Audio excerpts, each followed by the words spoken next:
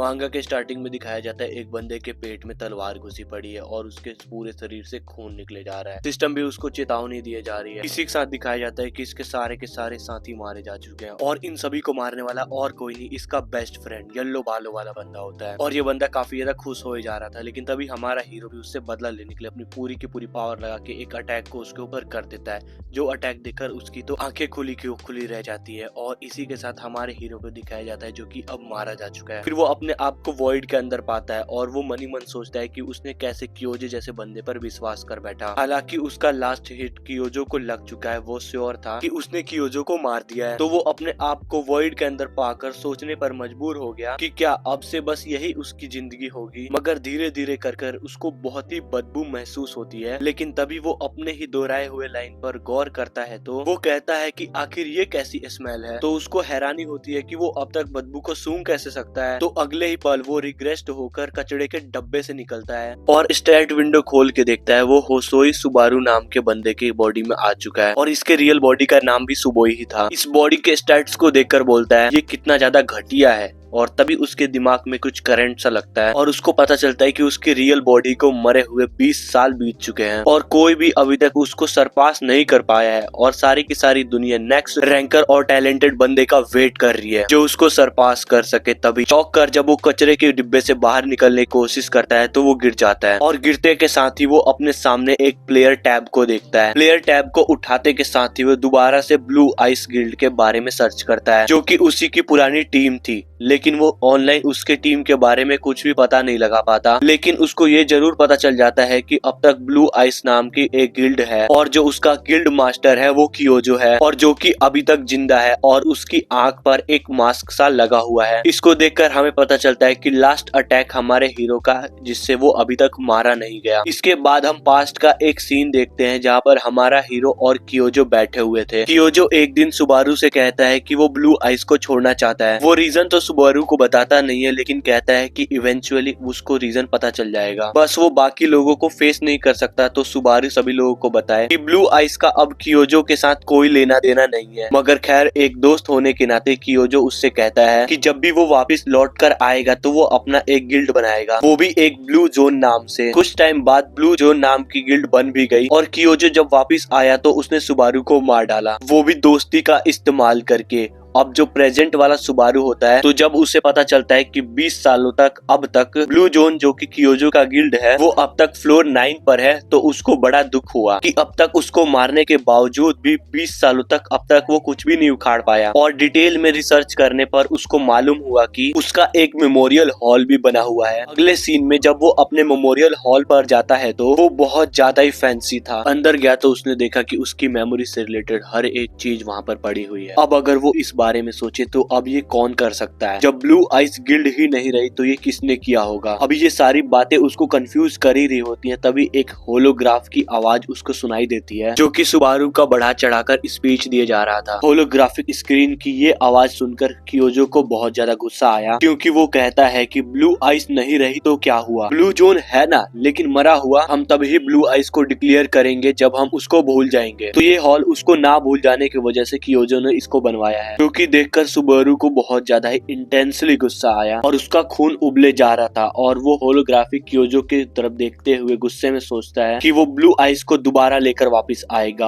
और जो स्टोरी जो लेगेसी उसने बनाई है उसे दोबारा से दोहराएगा और ब्लू जोन को वो मिट्टी में मिला देगा। कियोजो बस वेट करे। अब जबकि सुबारू ने ये ठान लिया है तो वो ब्लू जोन और कियोजो को पूरी तरीके से मिट्टी में मिला देगा। तो अब ये सोचने की बात है कि वो पहला स्टेप क्या ले। अभी वो उसके बारे में सोच ही रहा था तो एक छोटा सा बच्चा आकर उसके साथ टकरा जाता है और वो गिर जाता है। जब सुबारू उसको उठाकर पूछता है कि क्या वो ठीक है तो उसको बहुत ज्यादा हैरानी होती है क्योंकि उस छोटे बच्चे ने सुबारू का मास्क पहना हुआ था। उसी बीच उस बच्चे के पेरेंट्स भी आ जाते हैं और उसके मदर और जो फादर होते हैं वो दोनों सुबारू से माफी मांगते हैं कि उसके बच्चे के वजह से सुबारू को चोट तो नहीं लग गई। तो सुबारू भी ज्यादा नाटक नहीं करता और बोलता है कि ये एक लाइट बम्प था इसलिए कोई ज्यादा बड़ी बात नहीं। लेकिन तभी सुबारू नोटिस करता है कि उसके बच्चे की तरह उन दोनों ने भी सुबारू का मास्क पहना हुआ था। ये चीज सुबारू को बहुत ज्यादा कंफ्यूज कर रही थी कि क्या ये चीज इन दोनों ने भी पहना है। और जब वो आस पास देखता है तो वो अपनी आंखों को मलने लगता है कि कहीं वो सपना तो नहीं देख रहा, क्योंकि जितने भी आसपास लोग थे तो उन्होंने भी सुबारू का मास्क पहना हुआ था। और सुबारू इस मंजर को देखकर मन ही मन सोचता है कि आखिर ये क्या हो रहा है। वेल, इस सीन को समझने के लिए जब सीन पास्ट में गया, जब कियोजो सुबारू को मार रहा था, तो जाने से पहले कियोजो ने सुबारू से ये जरूर कहा था कि लटके हुए मुंह से उसको कुछ भी नहीं मिलेगा और वो एक विन इन विन सिचुएशन में है। अगर वो मारा भी जाएगा तो वो कुछ मेजोरिटी लोगों के लिए हीरो ही रहेगा, और वो भी हमेशा हमेशा के लिए। तो वो यही लोग हैं जिसके बारे में कियोजो बात कर रहा था। प्रेजेंट का सुबारू कियोजो की अब बात को समझ लेता है कि आखिर वो उस वक्त क्या कहना चाहता था, मगर ये सब कुछ करने के पीछे उसके इंटेंशन क्या है, तो ये सुबारू को अब पता लगाना होगा।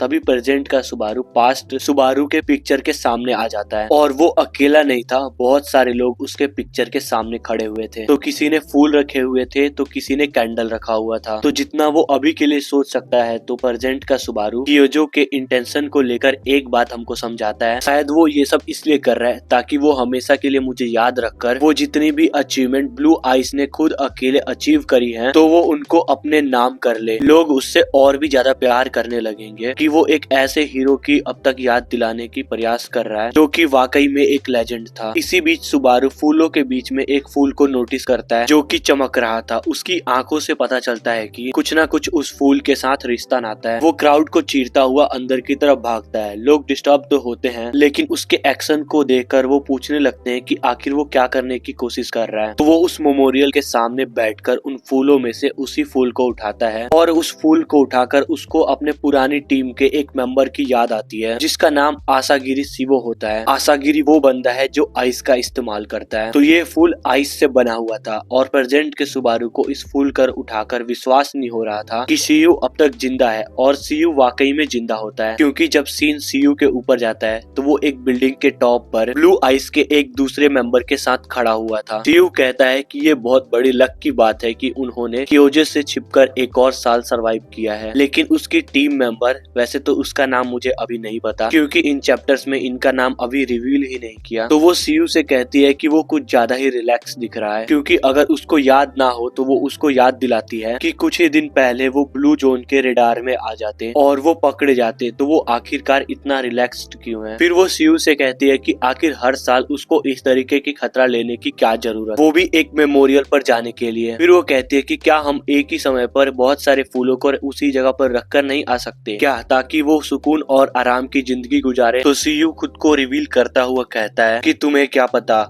क्योंकि उसका दिल हर बार कहता है कि कहीं ना कहीं सुबारू उसके फूल को जरूर नोटिस करेगा, क्योंकि वो उसका फेवरेट फूल जो था। अब वो लड़की सीयू से पूछती है कि क्या अब भी उसे लगता है कि वो अब भी जिंदा है। तो सीयू कहता है कि आज तक 20 सालों में उसने उसकी बॉडी आज तक नहीं देखी। तो इसकी उसी हंच की वजह से वो लड़की बिल्कुल भी खतरा मोड़ लेना नहीं चाहती, क्योंकि कियोजो हालांकि 20 साल हो चुके हैं लेकिन उनको ढूंढना नहीं छोड़ा, और वो वक्त दूर नहीं है कि सुबारू को ढूंढते ढूंढते वो कियोजो के हाथ लग जाएंगे। उनका सुबारू को ढूंढने से पहले वो कियोजो के हाथ में होंगे, जो कि वो लड़की तो बिल्कुल भी नहीं चाहती। लेकिन उसके एक्सप्रेशन को देखकर लड़की फ्रस्ट्रेट होकर बोली कि तुम कभी भी नहीं सुधरोगे, चलो मैं तुम्हें एक रियलिटी चेक देती हूँ। अगर सुबारू जिंदा होता तो उन सबको 20 सालों तक वेट क्यों कराता, 20 सालों तक उसने अभी तक कोई हिंट क्यों नहीं छोड़ा है। तो सीयू कहता है कि शायद हो सकता है कि वो भी हमारी तरह कियोजो से छिप रहा हो। जिसके बाद शाम का वक्त होता है और हम सुबारू को हाफते हुए देखते हैं। उसको बहुत ज्यादा पसीना आया था, क्योंकि वो भागते भागते एक पुरानी जगह पर आता है और अपने मन ही मन अब तक उससे सीयू के जिंदा रहने की सोच चल रही थी, और वो बार बार दोहराता है कि क्या सच में वो जिंदा है। सीयू जिंदा तो होगा क्योंकि उसने ये फूल छोड़ा है।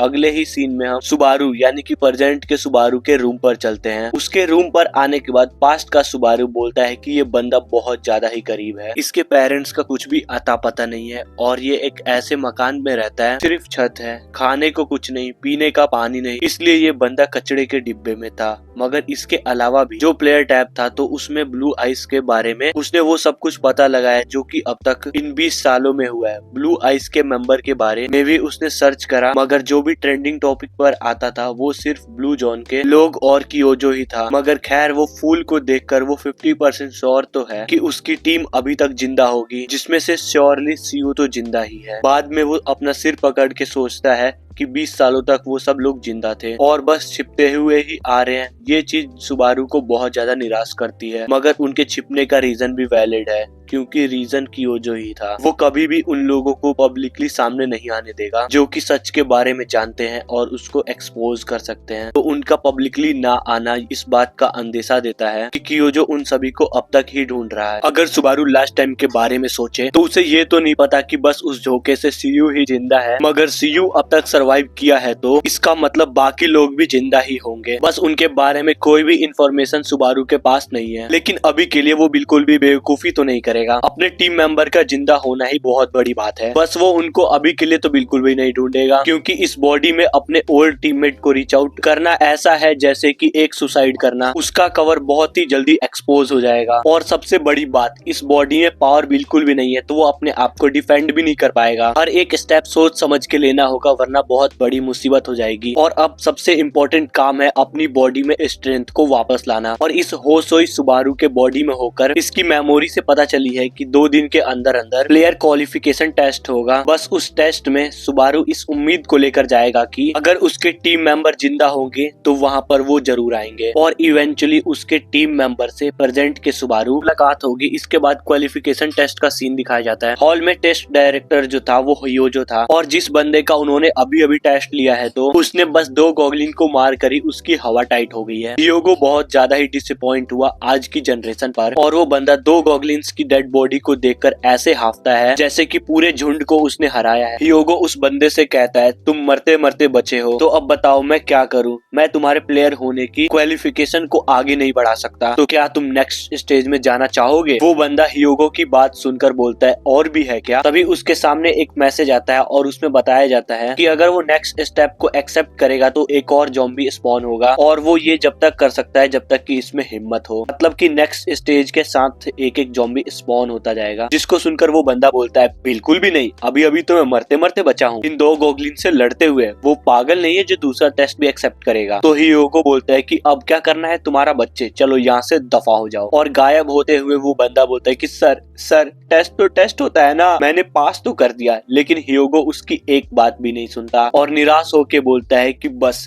आज की जनरेशन तो काफी ज्यादा खराब है। उसको विश्वास नहीं हो रहा था कि इस जनरेशन में इतने बेकार प्लेयर देखने को मिलेंगे जिनको बस एक प्लेयर बनना है। बस एक आज की जनरेशन में सिर्फ एक बंदा उसे पसंद आया है, तो वो आइजैक है, जो कि रेनहार्ट का बेटा है, जिसने लगभग 20 स्टेजेस को पार कर दिया था। मतलब कि उसने अकेले 20 गॉगलिन्स का मुकाबला किया है और उसमें वो जीत भी चुका था। हियोगो को एक तरफा रिलीफ भी फील होता है कि आज का टेस्ट तो बड़ा ही आसान है, कुछ ढंग का मिल ही नहीं रहा और बस जल्दी जल्दी खत्म हो जा रहा है। और अगली बारी हमारे मेन कैरेक्टर सुबारू की होती है। सुबारू सामने से आता है और हियोगो उसके नाम को देखकर कहता है कि बच्चे, तुम्हारा जो ये नाम है ये बड़ा ही कमाल का नाम है, तुम्हें अच्छे से पता ही होगा। होपफुली जो ये नाम तुम्हें दिया गया है तो उतना तो तुम में दम होना ही चाहिए। मैं बिल्कुल भी डिसअपॉइंट नहीं होना चाहता, ठीक है? और अब जबकि तुम यहाँ पर आ चुके हो तो अब वो टेस्ट को शुरू करेगा। और जैसे ही सिस्टम मैसेज देता है कि 2 गॉगलिन्स आ चुके हैं, तो सुबारू हियोगो के करीब से इतनी तेजी से निकलता है कि वो बिल्कुल भी नोटिस ही नहीं कर पाता और वो 2 गॉगलिन्स के सर को धड़ से अलग कर देता है। हियोगो के पैरों तले जमीन खिसक गई और वो कहता है कि ये क्या था। और अब हमें सुबारू से पता चलता है कि 2 दिनों से लगातार इस बॉडी को ट्रेन करते हुए इस ट्यूटोरियल में आया है। बस इस बॉडी की हालत बहुत ज्यादा खराब है, लेकिन इसकी जो एबिलिटी है तो पास्ट का सुबारू उसको ठीक तरीके से यूज नहीं कर पाया। सिस्टम से नोटिफिकेशन आता है कि क्या वो नेक्स्ट लेवल पर जाना चाहता है। तो सुबारू कहता है कि हाँ बिल्कुल, क्यों नहीं, बस वो टाइम को वेस्ट ना करे और बस लगातार गॉगलिन्स को भेजता ही रहे। और अगले पल हियोगो का मुंह खुला का खुला रह जाता है, क्योंकि पूरा एरिना गॉगलिन्स की लाशों से भरा पड़ा था और वो फाइनल लेवल तक पहुंच चुका था। हियोगो को बहुत ज्यादा ही हैरानी हो रही थी, क्योंकि वो जिस तरीके की स्वॉर्डमैनशिप दिखा रहा है, तो ना सिर्फ बस उसकी स्वॉर्डमैनशिप बल्कि उसके एनिमीज के नेक्स्ट स्टेप को प्रिडिक्ट कर लेता है, और वो भी 3 स्टेप आगे। और अगर उसकी स्वॉर्डमैनशिप की बात की जाए तो वो जैसे कि नेक्स्ट लेवल पर हो। ऐसा लगता है जैसे कि पास्ट सुबारू दोबारा जिंदा हो गया हो और अपने कर्तव्य दिखा रहा है। और लास्ट स्टेप के गॉगलिन को हराने के बाद सिस्टम का नोटिफिकेशन आता है कि क्या वो बॉस के साथ लड़ना चाहता है। तो प्रेजेंट का सुबारू कहता है हाँ क्यों नहीं, चलो एक बार ट्राई करते हैं, और एकदम से ही बॉस उस एरिना में आ जाता है। पीछे से ह्यूगो प्रेजेंट के सुबारू से कहता है कि पता है तुम्हारा नाम कमाल का है और तुम भी कमाल के हो, लेकिन तुम अभी तक एक प्लेयर नहीं बने हो, तो तुम एक बॉस को नहीं हरा सकते हो, वो एक अलग ही लीग पर होता है। तभी ह्यूगो कहता है कि वो एक कमाल का प्लेयर है तो वो अपनी वाट खुद क्यों लगवाना चाहता है, मगर देर हो चुकी थी और बॉस सुबारू के सामने खड़ा होता है जो कि एक ऑर्क होता है और उसके हाथ में एक बड़ा एक्स होता है, और उस ऑर्क के सामने सुबारू बिल्कुल एक चींटी के तरह नजर आ रहा था। ये मंजर देखकर कि ये कितना ज्यादा डेविस्टेटिंग हो सकता है, तो ह्यूगो लास्ट टाइम सुबारू से बोला कि अब भी तुम्हारे पास वक्त है, गॉगलिन किंग को हराना एक रेकलेस रेस है जिससे तुम अपनी जान भी खो सकते हो। और उस टकले की बात सेंस भी बना रही थी, क्योंकि सुबारू कुछ ज्यादा ही घमंड में आ रहा था।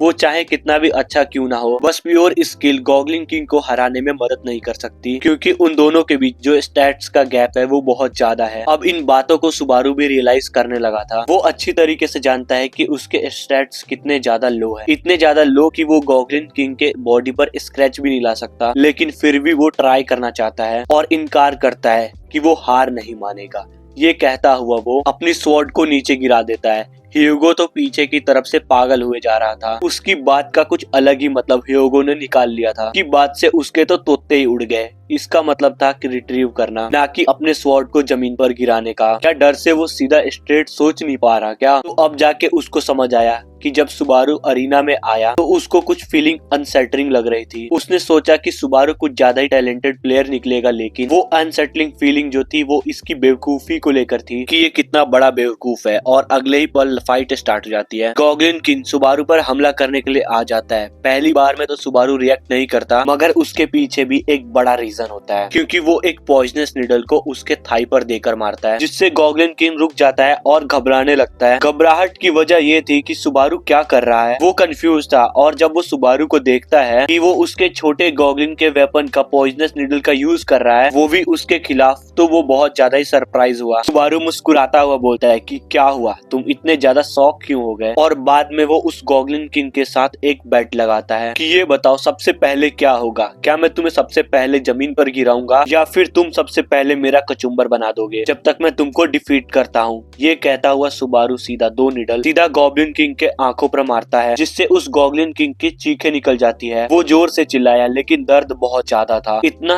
कि उसका बैलेंस भी बिगड़ने लगा। हालांकि गॉब्लिन किंग को कुछ नजर नहीं आ रहा था, मगर फिर भी वो अपने बड़े से एक्स से सामने की तरफ वार करता है, जहाँ पर उसने सुबारू को लास्ट टाइम देखा था। सुबारू उसके अटैक से बच तो जाता है, मगर उसको ये बात तो समझ आ गया कि अब भी वो उससे बहुत ज्यादा ताकतवर और खतरनाक है, इसलिए वो उसके और गॉब्लिन किंग के बीच में डिस्टेंस को क्रिएट करेगा जब तक कि वो उसकी बॉडी को पॉइजनस नीडल से भर ना दे। और इतनी कमाल की स्किल, अब वो बताता है कि उसने ये स्किल कहाँ से सीखी और किसने सिखाई। हम पास्ट में देखते हैं कि ओरिजिनल सुबारू पास्ट में पेड़ के ऊपर निशाना लगाने की कोशिश कर रहा था, जैसे निंजा वगैरह निंजा स्टार फेंकते हैं, वो भी अपना निशाना पक्का करने के लिए। लेकिन सुबारू को एक दिक्कत हो रही थी, उसका निशाना पक्का तो नहीं था, लेकिन उसके फेंकने की फोर्स बहुत ज्यादा थी। अगर वो निशाने को पक्का कर लेता है तो सुबारू लॉन्ग डिस्टेंस में भी बहुत खतरनाक अपोनेंट बन सकता है। अब बारी आती है सुबारू को निशाना लगाना किसने सिखाया, तो वो और कोई नहीं रेना थी। रेना सुबारू को देखकर बोलती है कि तुम इतने स्ट्रांग हो, लेकिन निशाना लगाना तुम्हारे बस की बात नहीं, मगर खैर मैं तुमको सिखाती हूँ।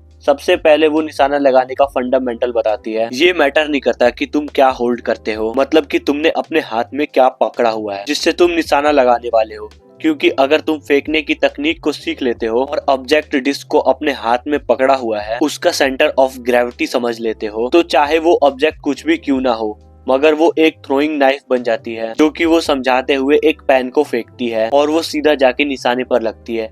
ना कि बस लगी, बल्कि वो उस निशाना लगाने वाले बोर्ड को ही तोड़ देती है। और जब सीन प्रेजेंट में आता है तो अब गॉगलिन किंग के गर्दन पर भी हम उस पॉइजनस डार्ट को देखते हैं और उसके मुंह से बहुत ज्यादा खून भी निकल रहा था। और अब जब हमें उसकी पूरी बॉडी दिखाई जाती है तो उसकी पूरी बॉडी पॉइजनस नीडल से भर चुकी थी, जैसा कि सुबारू ने कहा था। वो बेचारा देख भी नहीं पा रहा था और ऊपर से इतने ज्यादा उसके बॉडी में नीडल्स होने की वजह से वो बहुत ज्यादा दर्द को भी फील कर पा रहा था। दूर से ही सुबारू उससे बात करते हुए बोलता है कि भले ही तुम क्यों ना इतने ज्यादा बड़े और मस्कुलर हो, लेकिन हर एक चीज की कोई ना कोई वीकनेस होती है, और जैसा कि तुम्हारी वीकनेस लॉन्ग डिस्टेंस है और तुमको मैंने अंधा कर दिया है। वो रेना से भी थैंक्स कहता है वो भी इस तरह डिस्टेंस क्रिएट करना और इतना पक्का निशाना लगाना जो कि रेना ने सुबारू को सिखाया है। अब पूरे फाइट में हम हियोगो को तो भूल गए थे। हियोगो पूरे फाइट को पीछे से देख रहा था। हियोगो ये देखकर कि ट्रायल खत्म ना होने की वजह से अब तक गॉगलिन्स की बॉडी और उनके वेपन जमीन पर पड़े हुए हैं, ये हियोगो ने अपनी पूरी जिंदगी में नहीं सोचा था कि इसका भी कोई फायदा उठाकर गॉगलिन किंग को हराएगा। वो बड़ा ही चौंक गया कि एक ऐसा प्लेयर भी मौजूद है जो सिस्टम को ही अपने फायदे के लिए इस्तेमाल कर सकता है। वो सिस्टम जो कि लोगों को मारने से पहले बिल्कुल भी तरस नहीं खाता। वो वेपन जो प्लेयर्स को मारने के लिए सिस्टम ने बनाए हैं वो ही ये बंदा इस्तेमाल कर रहा है। अब अगर हम सुबारू के बारे में सोचें तो वो गॉब्लिन्स को स्वॉर्ड से कट कर रहा था जो कि इतना ज्यादा स्वीटली था जैसे कि वो मक्खन को काट रहा हो। ये एक स्किल से हियोगो उसका इतना बड़ा फैन बन गया कि अब वो टारगेट के वीक पॉइंट को पिन पॉइंट की तरह मार सकता है, वो भी बड़ी दूर से। अगर एक शब्द में वो सुबारू को डिस्क्राइब करे तो सुबारू एक जीनियस है, लेकिन अपने कहे हुए अल्फाज को वो वापस ले लेता है क्योंकि ये वर्ड भी सुबारू को बयान नहीं कर सकता क्योंकि वो कुछ ज्यादा ही टैलेंटेड प्लेयर है। अब दोबारा जब सीन गॉगलिन किंग पर आती है तो उस बेचारे की हालत तो कुछ ज्यादा ही खराब हो चुकी थी। उसका अपना खून ही उसके बॉडी पर सूख गया था, लेकिन सुबारू पर वो एक खरोच भी लेकर नहीं आ पाया। और इतना ज्यादा खून बहाने के बाद और पॉइजन उसकी बॉडी पर ओवरटेक करने के बाद गॉब्लिन किंग अपना दम तोड़कर जमीन पर मुंह के बल गिर जाता है और वक्त को जाया ना करते हुए सुबारू अपने स्वॉर्ड को उठा लेता है। मारने से पहले वो गॉगलिन किंग से कहता है कि मेरा कोई पर्सनल गरज तो नहीं था तुमसे, और रिस्पॉन्स में गॉगलिन किंग बस गुर्राता है, बहुत ज्यादा ही बेबस आवाज में गुर्राता है और अगले ही पल वो गॉगलिन किंग का काम तमाम कर देता है। सिस्टम और टाइम वेस्ट नहीं करता और मैसेज आ जाता है कि उसने गॉब्लिन किंग को हरा दिया है और साथ में नोटिफिकेशन ये भी आता है कि वो ऐसा प्लेयर है जिसने ट्यूटोरियल को कंप्लीट किया है और उसने 50 के 50 लेवल को कंप्लीट कर दिया है। मगर जहाँ तक सुबारू की बात की जाए वो तो अपना माथा पकड़कर बोला कि ये बस ट्यूटोरियल था, आखिर इस तरीके के खतरनाक मॉन्स्टर को ट्यूटोरियल में कौन फेंकता है, इससे तो लोग मर सकते हैं। और साथ में वो अपना लेवल अप भी करता है और उसको क्रेडिट पॉइंट्स भी मिलते हैं और भी बहुत सारी ऐसी चीजें मिलती हैं जो आगे जर्नी में उसके बहुत ही काम आ सकती हैं, तो सिस्टम उसको दे देता है। उन सिस्टम मैसेज में उन्हीं नई चीजों में वो नोटिस करता है एक नई चीज को जो कि करंट अचीवमेंट पॉइंट्स होते हैं, जो लगभग 2425 पॉइंट थे, जिसका उसको कुछ भी समझ नहीं आ रहा था कि वो इन पॉइंट्स का कैसे यूज कर सकता है। और अगर वो सिस्टम पर भी एक नजर डाले तो उसने अपने पास्ट लाइफ में कभी भी शॉप वगैरह सिस्टम में नहीं देखी, और क्लिक करते ही वो ट्यूटोरियल शॉप को ओपन कर देता है। वहाँ पर बहुत सारी ऐसी चीजें थी जिनके अपने अपने दाम थे। सबसे लोवेस्ट पॉइंट 5 पॉइंट था और सबसे हाईएस्ट पॉइंट 200 पॉइंट्स था, लेकिन उसके पास तो बहुत ज्यादा ही पॉइंट्स है, इसलिए वो खुल के शॉपिंग कर सकता है। ये बात तो उसको समझ आ गई। तभी सुबारू एकदम से चौंक गया क्योंकि वो सिस्टम की शॉप में एक रेयर स्वॉर्ड को देखता है जिसका नाम अननेम्ड डीमन ब्लेड होता है। उस पर एक नजर डालते ही सुबारू कहने लगा, कमाल है भाई, क्या शॉप में इस टाइप के वेपन भी मिलते हैं। सुबारू ने ये कभी भी एक्सपेक्ट नहीं किया था कि सिस्टम के शॉप इस तरीके के खतरनाक वेपन भी सेल कर सकता है। वेपन तो बहुत कमाल का था, लेकिन इसके साथ कुछ डिसएडवांटेजेस भी आती हैं। ये वेपन दरअसल तुम्हारी स्टेमिना को ड्रेन कर सकता है, मगर इस पर तुम लाइटनिंग का इस्तेमाल कर सकते हो जो कि सुबारू का मेन एबिलिटी है। वो अलग बात है कि प्रेजेंट के सुबारू के पास अभी उसकी लाइटनिंग एबिलिटी है नहीं, मगर पास्ट के सुबारू के साथ ये जरूर था। उस डीमन स्वॉर्ड के साथ वो एक होली स्वॉर्ड मिरांडा को भी देखता है। अब उसके पास दो ऐसी चॉइसेस हैं जो कि दोनों उसे चाहिए। होली स्वॉर्ड के तरफ देखकर वो बोलता है कि अगर मुझे कुछ चाहिए तो वो होली स्वॉर्ड ही होगी, लेकिन वो डीमन ब्लेड को भी इग्नोर बिल्कुल भी नहीं कर सकता क्योंकि वो उसके स्टाइल के साथ बिल्कुल अच्छे से कंपैटिबल है, जिसमें सिर्फ तुम ब्रूट फोर्स को ही इस्तेमाल करते हो। और दूसरा सर्वाइवेबिलिटी थी जो कि होली स्वॉर्ड ऑफर करता है, ये भी सुबारू को चाहिए था। अब वो एक ऐसे सिचुएशन में फंस गया है जहाँ पर दोनों उसको चाहिए। कोई भी ऐसी फीलिंग नहीं है जिसमें ये बोल रहा हो कि उसको दूसरे से बढ़कर चाहिए। दोनों के लिए फीलिंग्स बिल्कुल म्यूचुअल थी, इसलिए अब डिसीजन लेना बहुत ज्यादा मुश्किल हो गया था। अगर वो अच्छे से सोचे तो फर्स्ट परचेज सबसे ज्यादा इम्पोर्टेंट होती है, तो उसको कुछ भी करके बहुत केयरफुली अपने लिए एक स्वॉर्ड चूज करना होगा। तभी अचानक से कुछ सिस्टम में होने लगा और सिस्टम खुद ब खुद किसी वजह से अपने आप को बहुत ज्यादा स्क्रॉल अप कर लेता है, जिससे उसको अब ये रियलाइज होता है कि सिस्टम में तुम और भी ज्यादा नीचे स्क्रॉल कर सकते हो। तो स्क्रॉल करते करते उसको एक एबिलिटी मिलती है जो कि एज ऑफ ग्रीड होती है। ये एक ऐसी एबिलिटी थी जो कि पास्ट के सुबारू की पूरी मेमोरी को मिलाकर उसने ऐसा कभी नहीं देखा। अब इस एबिलिटी का ये काम था कि जो भी डीमन ब्लेड में डिसएडवांटेजेस हैं जो कि सुबारू के बॉडी को डैमेज दे सकते हैं, तो इस स्किल से वो डीबफ हो सकते हैं। मतलब कि आसान अल्फाजों में ये एबिलिटी उनके इम्पैक्ट को जो कि डिसएडवांटेजेस में आते हैं उनको सप्रेस कर सकती है, तो वो वक्त जाया नहीं करता, वो उस एबिलिटी को भी परचेज कर लेता है और साथ में डीमन ब्लेड को भी। वो श्योर तो नहीं लेकिन वो जरूर ट्राई करना चाहेगा। डीमन ब्लेड को वो यहाँ वहाँ जब स्विंग कर रहा था तो वो साथ में ये कहता है कि अगर ये दो चीजें जो कि अभी अभी उसने बाय की है और जैसे उसकी थिंकिंग है ये दोनों वैसे ही एक दूसरे के साथ कंपैटिबल है, तो ये सबसे उसकी बेस्ट परचेज होने वाली है। मगर कंफर्म तो तब होगा जब ये दोनों एबिलिटी को एक साथ इस्तेमाल करेगा। वैसे भी कुछ ना होने से अच्छा कुछ होना होता है, और हियोगो भी इन सभी बातों को पीछे से सुन लेता है। जब वो सुबारू के हाथ में डीमन ब्लेड को देखता है तो वो सुबारू को अप्रिशिएट करता है कि जो एबिलिटी उसने परचेज की है वो डीमन ब्लेड के साथ काफी अच्छे से कंपैटिबल है। मगर एक एग्जामिनर होने के नाते उसको सुबारू की एक बात समझ नहीं आ रही थी कि सिस्टम में तो बहुत सारी एबिलिटी है, तो उसने यही एबिलिटी क्यों खरीदी, क्योंकि ये एक ऐसी एबिलिटी है जिसके बारे में तो हियोगो को भी कुछ खास पता नहीं है कि ये यूजफुल होगी या फिर नहीं, और जब वक्त आएगा तो ये इफेक्ट होगा भी या फिर नहीं। तो सुबारू हियोगो से कहता है तुम खुद को देखो और मुझको, तुम एक एग्जामिनर हो, तुम मुझसे क्यों पूछ रहे हो जिसने अभी अभी इस स्किल को बाय किया है, मैं ये कैसे एक्सप्लेन कर सकता हूँ। और ये बदतमीजी हियोगो से बिल्कुल भी बर्दाश्त नहीं हुई और वो सुपर सैयन बन गया। और हियोगो को सुबारू ने जब गुस्सा होते हुए देखा तो उसकी टोन एकदम से बदल गई। वो अब हियोगो को हियोगो सर बुलाने लगा और वो ये भी बताता है कि अगर वो चाहे तो वो उसको एक्सप्लेन करके भी बता सकता है। इतना पोलाइटली सुबारू का ये फर्स्ट टाइम था जो इतना पोलाइटली बात कर रहा हो किसी से, तो ये पोलाइटनेस उसकी बस की नहीं। हियोगो उसकी बदतमीजी के लिए माफ करता है क्योंकि शायद वो बैटल के वजह से थक गया होगा, तो आज के लिए वो इसको इग्नोर करेगा और वो जानना भी नहीं चाहता कि आखिर सुबारू ने इस एबिलिटी को क्यों चुना। मगर वो इतना तो बता सकता है कि कोई डीप रीजन तो बिल्कुल भी नहीं होगी।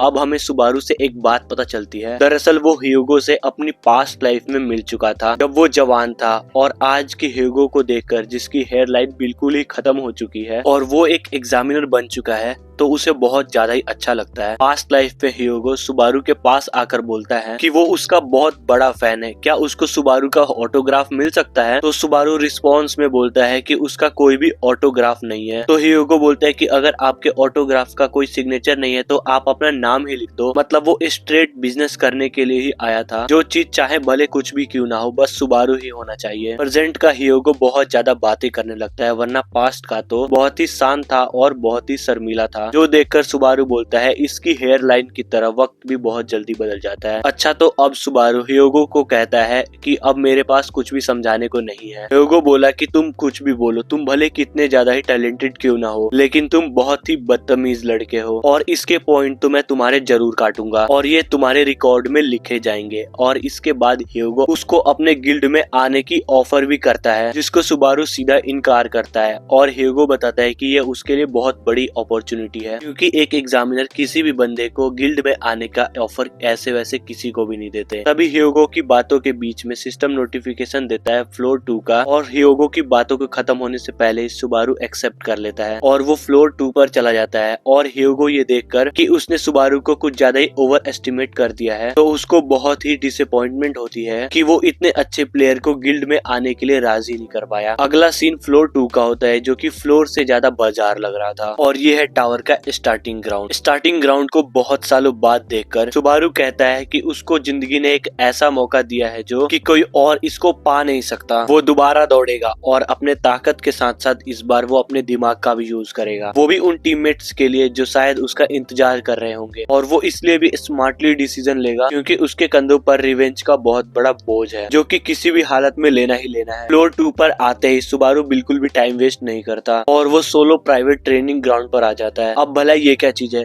तो ये एक ऐसा ट्रेनिंग ग्राउंड है जहाँ पर सारे के सारे न्यू प्लेयर जो कि अभी अभी अपनी न्यू एबिलिटी को एक्वायर किए हैं, तो उसको यूज करते हैं और उसको टेस्ट आउट करते हैं कि वो कितनी ज्यादा काम आ सकती है, और डिफरेंट तरीकों का भी इजाद कर लेते हैं कि वो इस नई स्किल का डिफरेंट सिचुएशन में कैसे कैसे नए तरीके से यूज कर सकते हैं। तो सुबारू भी अपने न्यू स्किल को यहाँ पर टेस्ट आउट करना चाहता है। काउंटर पे एक बूढ़ा आदमी बैठा होता है जो कि सुबारू को देखते ही पूछने लगता है कि वो कौन से फ्लोर से आ रहा है। तो सुबारू बिल्कुल भी झूठ नहीं बोलता और बोलता है फ्लोर 1। तो वो बूढ़ा आदमी उससे बोलता है कि तुम रूम 1 पर चले जाओ क्योंकि तुम अभी एक न्यूबी हो, वहाँ पर जस्ट तुम्हें डमीज ही देखने को मिलेंगे और इसमें तुम्हें ज्यादा खतरा देखने को नहीं मिलेगा। लेकिन सुबारू तो अपनी ही मर्जी का मालिक है, वो बोलता है कि वो 5वें रूम में जाएगा, जिस पर वो बूढ़ा आदमी बोलता है कि 5वां। फिर वो सुबारू से कहता है कि बस वो अपने पैसे को बर्बाद कर रहा है, वो अगर पहले रूम में चले जाए तो उसके पैसे भी बच जाएंगे और भला 5वें रूम में उसने भला क्या ही करना है। ये बूढ़ा आदमी खड़ूस तो होता है लेकिन उसको पता है कि ईमानदारी क्या होती है और सुबारू उसके ईमानदारी को अप्रिशिएट करता है। मगर वो 1 और आधे घंटे के लिए पूरे रूम को बुक कर लेता है और बस 5वें रूम के तरफ रवाना हो जाता है। बूढ़ा आदमी पीछे से बोलता है कि तुम किसी मांगा के प्रोटैगनिस्ट बिल्कुल भी नहीं हो, तो अंदर उसके साथ जो भी कुछ भी होगा वो उसका खुद ही जिम्मेदार होगा और अगर वो एक बार किसी रूम के अंदर चला जाता है तो उसके पैसे उसको वापस बिल्कुल भी नहीं दिए जाएंगे अगर वो बहुत जल्दी ही रूम से बाहर आ जाता है।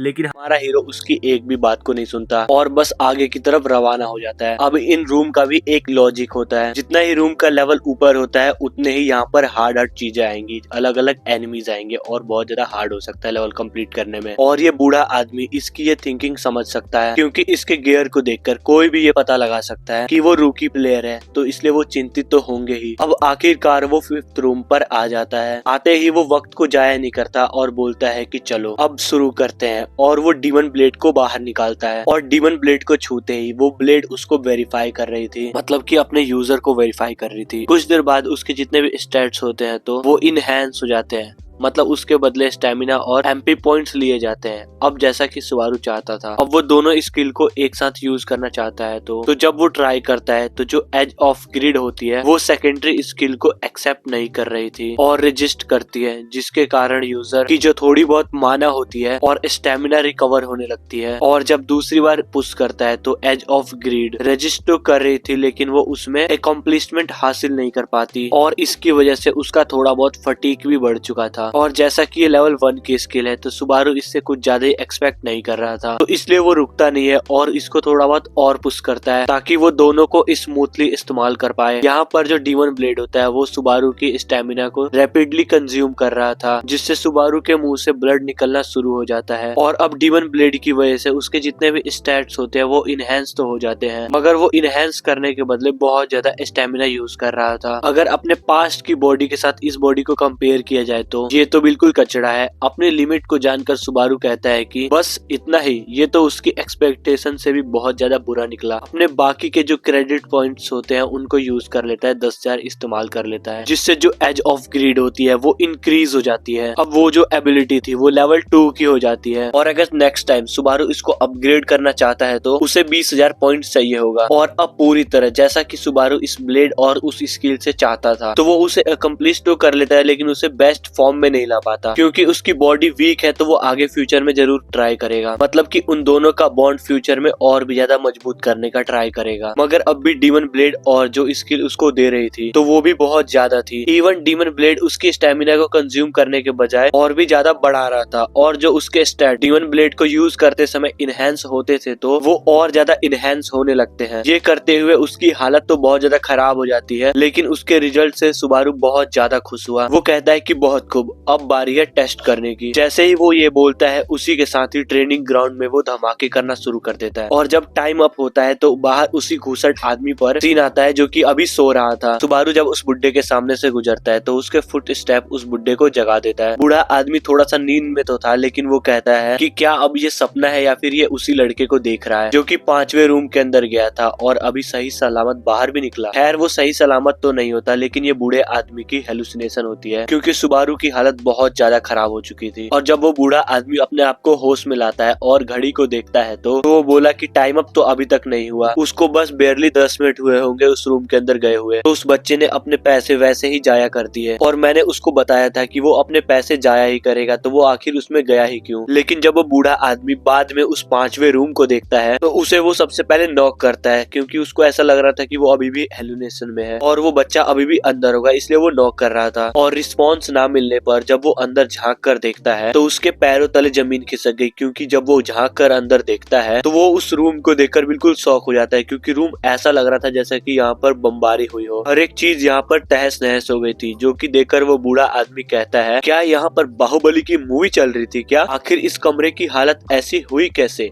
और अब अगले सुबह का दिन। सीन जाता है सुबारू पर, जो कि अभी अभी अपने नींद से उठा है। वो रियलाइज नहीं कर पाता कि उसने तो कुछ ज्यादा ही रेस्ट कर लिया है, मगर वो एक चीज नोटिस करता है कि उसकी बॉडी कुछ ज्यादा स्टिफ हो गई है। और बॉडी का स्टिफ होना वो सारा का सारा दोष डीमन ब्लेड को देता है, क्योंकि अगर वो होली स्वॉर्ड को चुनता तो वो बिल्कुल भी इस तरीके से नहीं होता। मगर खैर वो कहता है कि ये वर्थ इट है। और बहुत सारे घंटे बीतने के बाद उसकी बॉडी में जितनी भी स्टिफनेस थी वो सारी निकल जाती है। फिर हम सुबारू को एक स्टेफनअप में देखते हैं, जहाँ पर सुबारू अपने मन ही मन में सोच रहा था कि जितना उसने अभी तक अपने आप को पावरफुल बना पाया है, उससे वो बस अपने स्वॉर्ड की थोड़ी सी पावर ही इस्तेमाल कर पा रहा है, क्योंकि जो उसके करंट स्टैट्स है वो कुछ ज्यादा अच्छे दिख नहीं रहे। लेवल उसका 10 हो चुका था, स्ट्रेंथ 17, स्पीड 17, स्टेमिना 16, कंसंट्रेशन 18, माना 8 और फटीग 61। इतने स्टैट से वो डीमन ब्लड को अपने हाथ में बस होल्ड करके रख सकता है, और वो भी बहुत मुशक्कतों से। मगर वो सिर्फ होल्ड ही नहीं करना चाहता, क्योंकि वो उसके स्ट्रेंथ को भी इस्तेमाल करना चाहता है, क्योंकि वो करंट स्टेट में तो बिल्कुल भी नहीं कर सकता। ये जो डीमन ब्लेड और एज ऑफ ग्रीड है, ये दोनों चीजें हैं, ये दोनों एक दूसरे के लिए ही बने हैं। अगर ये दोनों एक दूसरे के लिए बने हैं तो इसका मतलब इसके ऊपर लाइटनिंग का इफेक्ट भी बहुत अच्छे से होगा। अब आखिरकार वो शिकायत करने से ज्यादा खुश हो जाता है और एक्सेप्ट कर लेता है कि जो उसके हाथों लगा है तो वो बहुत बेटर है। अब नेक्स्ट स्टेप उसके स्किल को लेवल अप करने का होता है, क्योंकि उसके स्टैट्स बिल्कुल भी ठीक नहीं है। जब वो लास्ट टाइम अपने क्रेडिट स्कोर की तरफ देखता है तो वो तो 50 तक आ पहुंचा था, और ये देखकर वो कहने लगा कि क्या वो हमेशा से इतना गरीब था क्या। खुद को स्ट्रगल करता हुआ देख सुबारू को यकीन नहीं हो रहा था कि जो पहले का सुबारू था उसने कभी भी ये फेस नहीं करा, और आज का सुबारू सरवाइव करने के लिए चिंतित है। ये उसके लिए नया एक्सपीरियंस था। टैबरन के सेकंड फ्लोर पर सुबारू था और उसके नीचे वाले फ्लोर पर से एक बंदे की आवाज आती है, जिसमें वो लाइव स्ट्रीम कर रहा था और वो अपने व्यूअर से बता रहा था कि आज वो लेवल 2 को विजिट करेंगे, जिसके लिए उसके व्यूअर्स काफी देर से उसका इंतजार कर रहे हैं। और आज की स्ट्रीम का मेन गोल है प्लेयर से उनके गियर्स के बारे में पूछना कि उसके पास सबसे रेयर आइटम क्या है। तभी अचानक से उसके स्ट्रीम पर कोई 1000 क्रेडिट्स फेंक कर मारता है, जो कि अलेक्जेंडर नाम के कोई व्यूअर से था, जिसको देखकर वो स्ट्रीमर बिल्कुल पागल हो जाता है और अपने सर के ऊपर ही अपनी कॉपी को उड़ेल लेता है। बाकी लोग ये देख कर कि ये बंदा पागल है या फिर बचपन से ही अपाहिज है, तो इसका पता लगाना तो बहुत ज्यादा मुश्किल था, क्योंकि जो वो बंदा हरकतें कर रहा था कोई नॉर्मल बंदा तो ऐसी हरकतें बिल्कुल भी नहीं करेगा। उस बंदे को सुबारू भी देख रहा था और वो मनी मत सोच रहा होता है कि क्या ये बंदा ठीक तो है ना, इसको कोई मिर्गी का दौरा तो नहीं पड़ा। तभी वो उसके टैब के तरफ देखता है और अपने टैब के तरफ देखता है तो उसको लाइव स्ट्रीमिंग दिखती है। वो लाइव स्ट्रीमिंग के बारे में सर्च करता है तो उसको पता चलता है कि ये एक ऐसा सिस्टम है, ये एक ऐसा फीचर है जिससे आप अपनी जर्नी को शेयर करते हो और लोग डोनेशन के तौर पर आपको पैसे देते हैं। अब सुबारू को पता चलता है कि आखिर वो बंदा पागल क्यों हो रहा था। तभी सीन में अचानक से एक नए कैरेक्टर की एंट्री होती है, जो कि इस प्रेजेंट वाले सुबारू का दोस्त होता है, जो कहता है कि सुबारू मेरे दोस्त, तुम यहाँ पर क्या कर रहे हो? तुम्हें देखकर बहुत ज्यादा खुशी हो रही है कि तुम भी मेरे फ्लोर पर हो। ये बंदा कोई और नहीं आइजिक होता है, जिसके बारे में हमें ह्यूगो से पता चला था कि ये रेन हार्ट का बेटा है, जिसने एक साथ 20 गॉगलिन को हराया था। और वो हमारे मेन कैरेक्टर को सेकंड फ्लोर पर देखकर कहता है कि तुम यहाँ पर अपने किस्मत से आए हो या फिर छुप कर आए हो। तो आइजैक को अपनी तरफ आता हुआ देखकर सुबारू की बॉडी में एक डर सा फैल गया था, जिससे उसको पता चल जाता है कि आइजैक और प्रेजेंट वाले सुबारू के संबंध बिल्कुल भी अच्छे नहीं थे। आइजैक सुबारू से कहता है कि बीड़ू, मैंने तुमको आवाज दी और तुम मुझको इग्नोर कर रहे हो। मुझे बिल्कुल भी शर्मिंदा मत करो, जैसे कि मैं खुद से ही बातें कर रहा हूँ। सुबारू उसको अपने सामने पाकर अपनी बॉडी में डिस्कम्फर्ट सा फील करता है, लेकिन डिस्कम्फर्ट से ज्यादा वो अपनी बॉडी में फियर को फील कर रहा था और हिचकिचाते हुए बोलता है कि हाँ,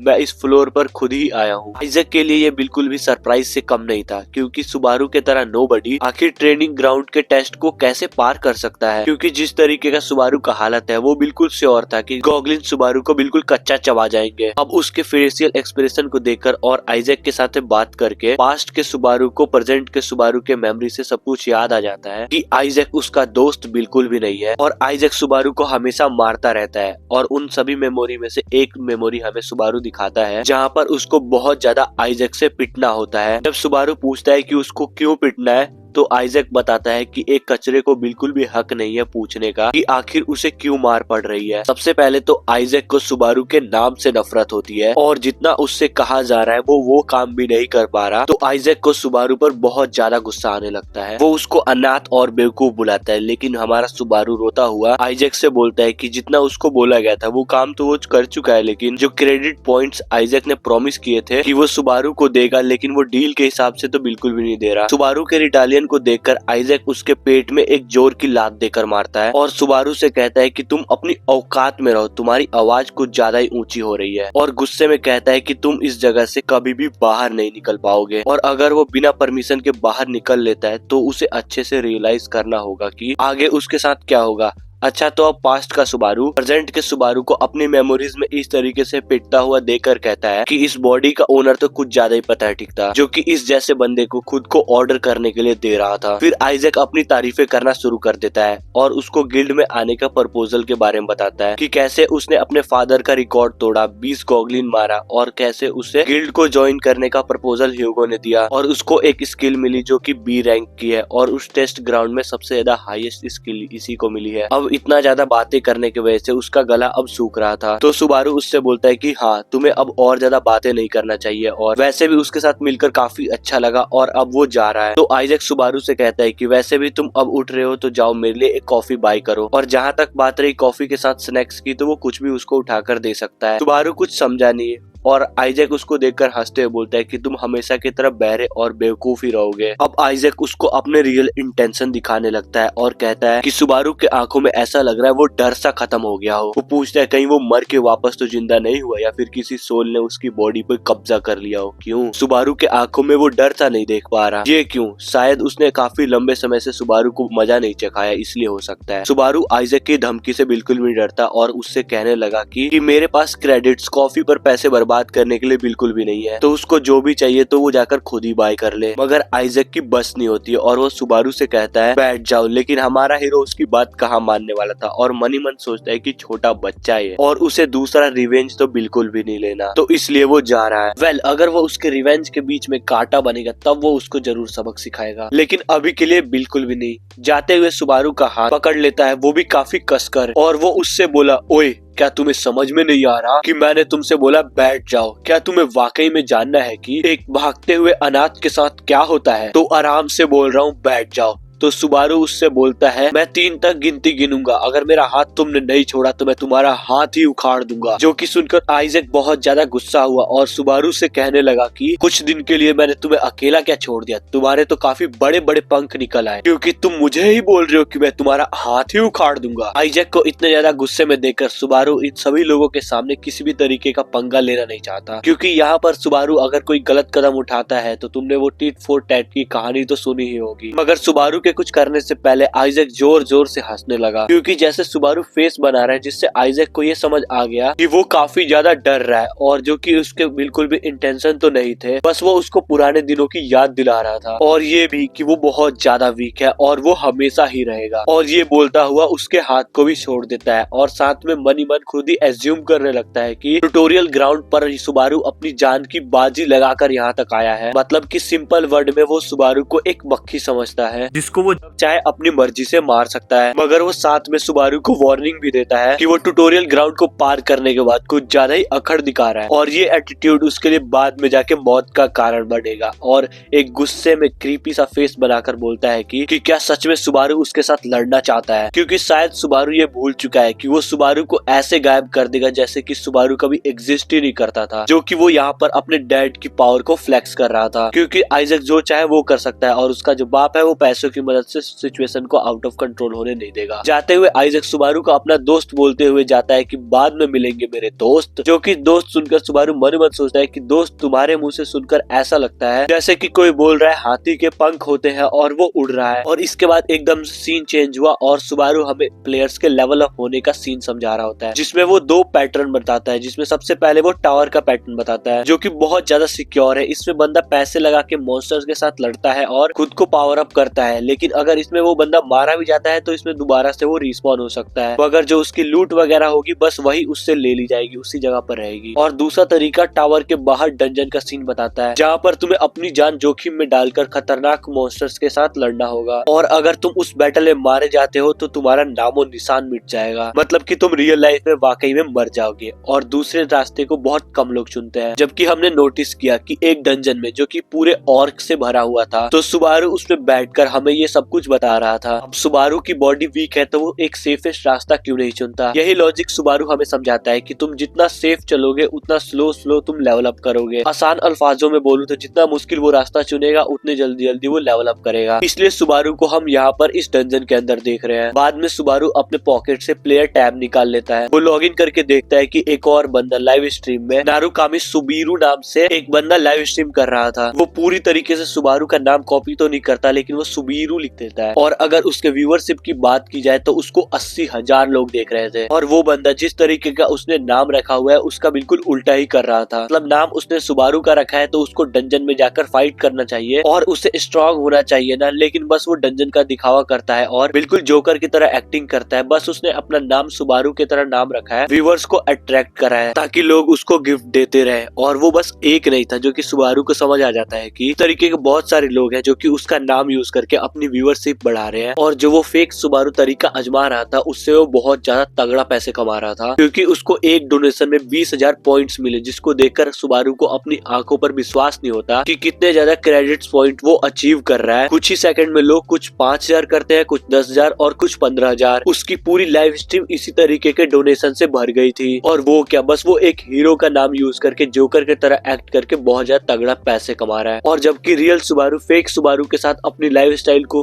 कंपेयर करता है और क्रेडिट्स पॉइंट को भी अचीव करने का तरीका कंपेयर करता है और रिजल्ट्स को भी कंपेयर करता है, तो वो फेक सुबारू रियल सुबारू से ज्यादा अच्छी लाइफ जी रहा है। और सबसे इम्पोर्टेंट बात, फेक सुबारू सेफ था और रियल सुबारू मौत के मुंह में जाकर पैसे कमा रहा था। अब भला वो करे भी क्या, अगर एक बंदा जोकर की तरह पैसे कमा रहा है तो वो उसको क्या ही दोष दे। इसलिए वो प्लेयर टैब को बंद कर देता है और दोबारा से डीमन ब्लेड को निकालकर बोलने लगा कि अब ये लास्ट पुश वो करेगा। यहाँ पर फिनिश होने के बाद वो वापिस घर निकल जाएगा। इतने के साथ ही बहुत सारे ऑर्क उसके सामने से आ रहे थे। अब एक ऑर्क को हराना मुश्किल तो है सुबारू के लिए, और साथ में वो कहता है कि पिछली बार से ये सिचुएशन इसलिए अलग है क्योंकि इसके पास पिछली बार की तरह कोई भी पॉइजन डार्ट नहीं है, मगर अब जो उसके पास है, उसके पास 2 एबिलिटी है जिसको वो काफी अच्छे से इस्तेमाल कर सकता है और उसको पॉइजन डार्ट की कोई भी जरूरत नहीं। और ये कहकर वो डीमन ब्लेड की पावर को रिलीज करता है और सामने वाले ऑर्क से कहता है कि एक एक करके तुम आओगे तो मेरा काफी ज्यादा टाइम वेस्ट होगा, इसलिए तुम सारे के सारे एक साथ आ जाओ। क्योंकि वो दरअसल बात ये है कि मैं बहुत ज्यादा बिजी पर्सन हूँ। और ये कहते हुए सुबारू सामने की तरफ हमला बोल देता है और वो छोटे छोटे बॉस को इग्नोर करके सीधा बॉस पर जाता है और वो एक ही बार में बॉस ऑर्क को मार देता है, जो कि उस ऑर्क को भी पता नहीं चला कि उसके साथ क्या हुआ। अगले ही पल सिस्टम से नोटिफिकेशन आता है कि सुबारू ने अकेले ही डंजन को कंप्लीट कर दिया है। तभी हमें एक सरप्राइज देखने को मिलता है, क्योंकि सुबारू के हाथ में उसका खुद का ही मास्क होता है, जो कि उसने कभी सोचा नहीं था कि उसको दोबारा भी ये पहनने का कभी मौका मिलेगा, क्योंकि उसे क्या पता था कि रिकार्नेशन होने के बाद वो अपने दोस्तों को भी जिंदा पाएगा और उसे रिवेंज लेने का मौका भी मिलेगा। अब सुबारू ने स्ट्रीमिंग करने का भी ठान लिया है और ये मास्क उसके बहुत काम आएगा, क्योंकि वो स्ट्रीमिंग करते समय अपनी आइडेंटिटी को बिल्कुल भी नहीं दिखाना चाहता। अगर वो एक चीज कर सकता है तो वो क्यों ना करे। इससे फायदा भी दुगना होगा, क्योंकि स्ट्रीमिंग से डोनेशन भी मिलेगी और फाइट करते समय क्रेडिट पॉइंट्स भी मिलेंगे। मगर एक चीज होगी जो कि सुबारू को बाकी स्ट्रीमर से अलग बनाएगी, वो ये है कि वो सब दिखावा करते हैं, बस उन्होंने सुबारू का नाम रखा है, उनको पता नहीं है कि इस नाम का होना कितनी बड़ी रिस्पॉन्सिबिलिटी है। और दूसरी तरफ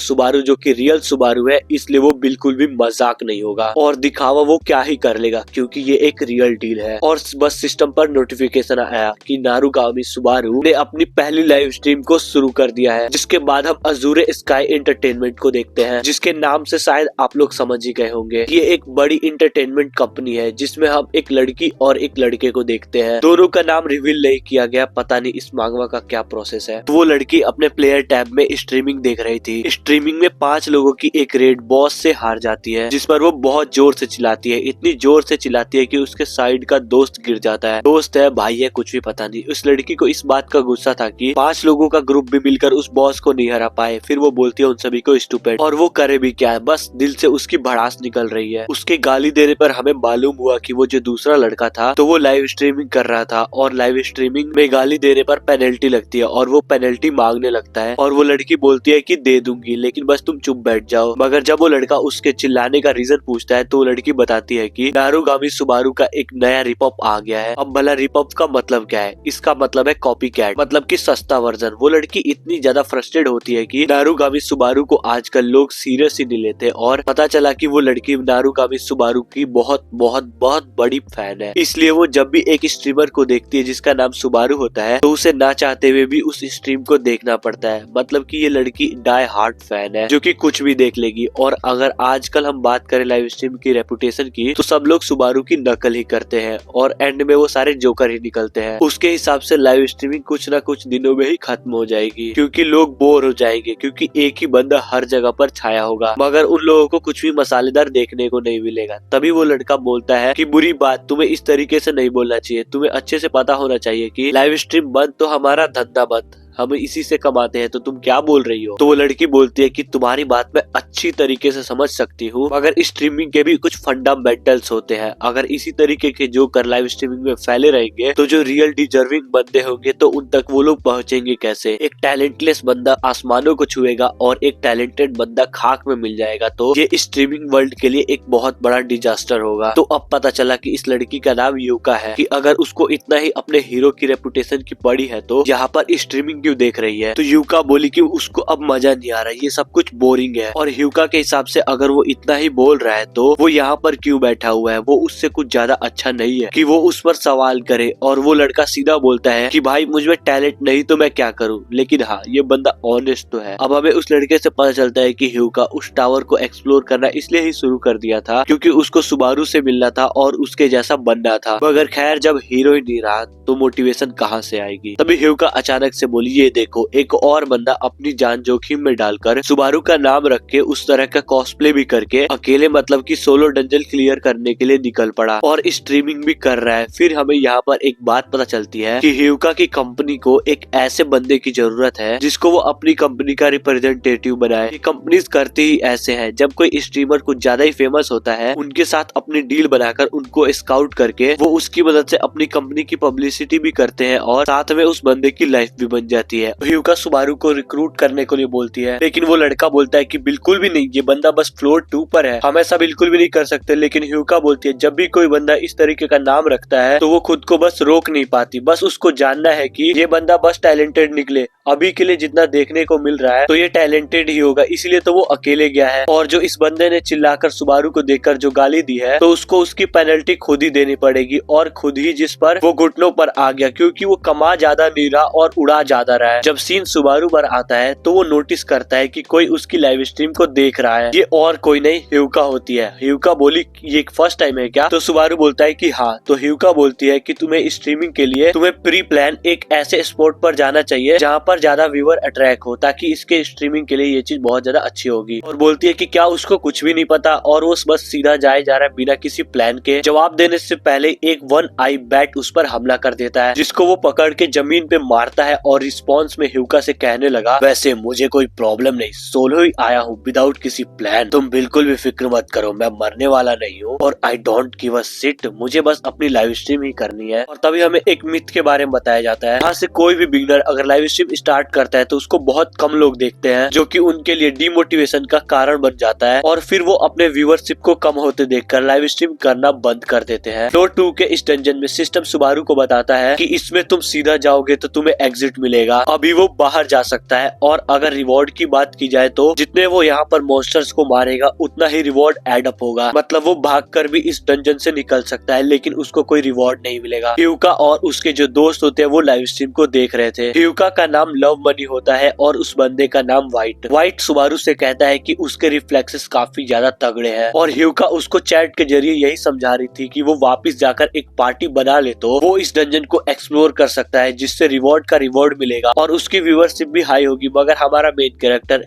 उसकी एडवाइस को ठुकरा देता है और उससे सिर्फ ये कहता है कि सोलो लेवलिंग का मानवा पड़ा है क्या, जिन्होंने किसी से मदद मांगी थी मैं उसी का एक इंस्पायर्ड वर्जन हूँ, इसीलिए मुझे सारी चीजें अकेले करने में मजा आता है। और चैट में सारे लोग हमारे हीरो को घमंडी बुलाने लगते हैं और बोलते हैं कि इस बंदे में कुछ ज्यादा ही हवा है और इस डंजन को एक्सप्लोर करने के बाद सारी हवा निकल जाएगी। जैसे जैसे सुबारू आगे बढ़ता है तो उसे पहला मॉन्स्टर दिखता है जो कि एक मड मरमेड होता है जो कि इतना तेज सुबारू पर हमला करता है जो कि लाइव स्ट्रीम में लोग उसको देख भी नहीं पाते, लेकिन हमारा हीरो उसको बिल्कुल इजीली मौत के घाट उतार देता है। जिस पर चैट में लोग उसको बोलते हैं कि वो अपने हाथ को हवा में ऐसे ही यूं ही क्यों घुमा रहा है। और चैट में कुछ लोग बोलते हैं कि शायद उन्होंने हेलुसिनेशन देखा है मडमेड की, जो कि फास्टली ही मारा गया। बाद में कुछ वन आइड बैट आते हैं जिनको हमारा मेन कैरेक्टर बहुत ज्यादा इजीली बिना खरोच लिए ही मार देता है। ह्यूका के साथ जितने भी व्यूअर्स थे वो सारे चैट में यही कहने लगे कि ऐसा मंजर तो उन्होंने अपनी जिंदगी में भी कभी नहीं देखा। सुबारू बिल्कुल बुलेट ट्रेन की स्पीड में उन वन आई बैट को मार डालता है। सुबारू चैट की कंफ्यूजन को दूर करने के लिए कहता है कि जब ये चीजें तुम पर अटैक करती हैं तो ये कुछ आवाजें छोड़ती है जिनसे तुम इनकी लोकेशन का इजीली पता लगा सकते हो। मगर बात यही तक रहती है कि वो सुबारू है और ये लोग नॉर्मल लोग हैं। तो वो लोग कहने लगे कि एक नॉर्मल पर्सन तो ऐसा बिल्कुल भी नहीं कर सकता। एक रैंडम बंदा कहता है कि सुबारू बिना किसी प्लान के बस रैंडमली सीधा ही जाएगा क्या? और सुबारू अपने मन ही मन कहता है कि वो बाहर निकलने से पहले बहुत सारे अचीवमेंट पॉइंट्स को गेन करना चाहता है। कुछ लोग चैट में बोलते हैं कि अगर तुम सीधा जाओगे तो मौत के मुंह में अपना हाथ डालोगे और व्यूअरशिप भी हाई नहीं होगी, तो कुछ नौटंकियां ही शुरू कर दो। मगर उन्होंने अभी तक रियलाइज नहीं किया कि सुबारू बस फाइटिंग करना चाहता है। बाद में एक लोकेशन पर पहुंचकर सुबारू जब ऊपर छत की तरफ देखता है तो वहाँ पर बहुत सारे वन आई बैट लटक रहे थे और इस बारी तो दर्जनों में थे, और जो कि सुबारू को देखते ही हॉस्टाइल हो जाते हैं। और इतने सारे वन आई बैट को देखकर चैट में जितने भी लोग थे बस वो सुबारू के लिए प्रे ही कर सकते थे